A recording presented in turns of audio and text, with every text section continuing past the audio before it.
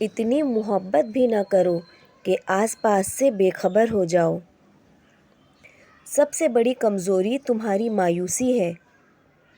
جب تک انسان مشکلات کے مصائب میں گرفتار نہیں ہوتا، اس کے جوہر نہیں کھلتے۔ موت کا تعلق جسم سے نہیں، احساس سے ہوتا ہے۔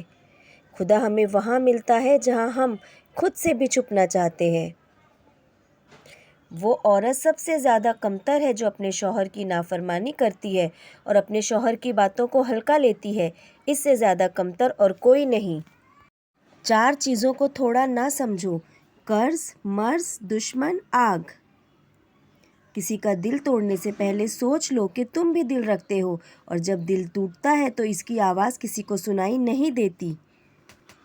اگر چڑیا متحد ہو جائیں تو شیر کی کھال کھینچ سکتی ہیں۔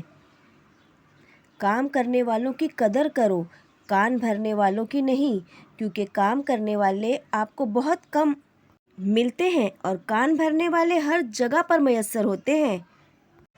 4 طرح کے لوگوں سے آپ نے بہت احتیاط کرنی ہے۔ ایسا انسان جو آپ کا دوست ہو اور پیٹھ پیچھے آپ کے خلاف چالیں چلتا ہو۔ یہ دوست کی شکل میں ایک سانپ کی مانند ہے جو آپ کو کسی وقت بھی ڈس سکتا ہے، تو احتیاط ضروری ہے۔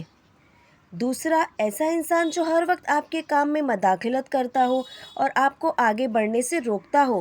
ایسے انسان سے بھی دور رہیں، کیونکہ وہ آپ کو ترقی کرتا ہوا نہیں دیکھ پاتا، اس لیے وہ آپ کے ہر کام میں مداخلت کرتا ہے اور آپ کو کسی اور کام میں لگانے کی کوشش کرتا ہے۔ تیسرا، ایسا انسان جو آپ کو ہر وقت مطلب کے وقت یاد کرتا ہو، کیونکہ وہ آپ کو اپنے مطلب کے لیے، اپنے کام کے لیے یاد کرتا ہے۔ ایسے انسان سے دور رہیں، جب اس کا مطلب نکل چکتا ہے تو وہ آپ کو بھول جاتا ہے۔ چوتھا انسان، ہمیشہ لالچی انسان سے دور رہیں، چاہے آپ کا دوست ہو یا آپ کا رشتہ دار، کیونکہ لالچ بری بلا ہے۔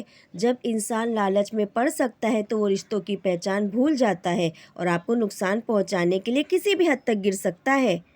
اس لیے لالچی انسان سے بھی دور رہیں۔ جزاک اللہ خیرا کثیرا کثیرا۔ اللہ حافظ۔